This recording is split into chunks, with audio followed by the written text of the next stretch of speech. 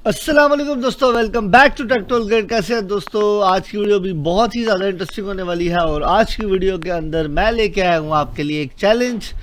और चैलेंज जो है उसमें आपने जो है मैं आपको एक डेमो शेयर करने वाला हूँ जिसमें एक मोशन ग्राफिक्स बना हुआ है। तो मेरे जो भी दोस्त या मेरा जो भी सब्सक्राइबर इस चैनल पे आके इस चैलेंज को देखते हुए अपनी कोई फीडबैक में कोई चीज़ बना के दिखाएगा, उसको टेक टूल किट एनिमेशन की तरफ से एक जो है टी शर्ट वो दी जाएगी और साथ में उसको अगली वीडियो के अंदर प्रॉपर मेंशन किया जाएगा। तो मैं आपको चैलेंज दिखा दूं।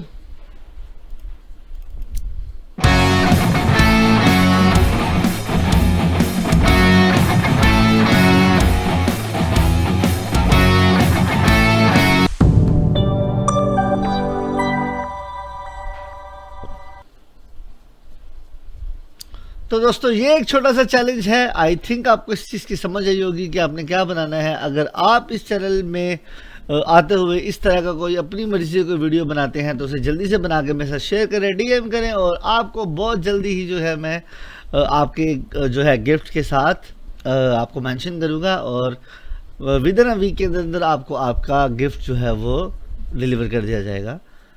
तो मिलते हैं किसी और वीडियो में, तब तक दो मुझे इजाज़त। अल्लाह हाफिज़।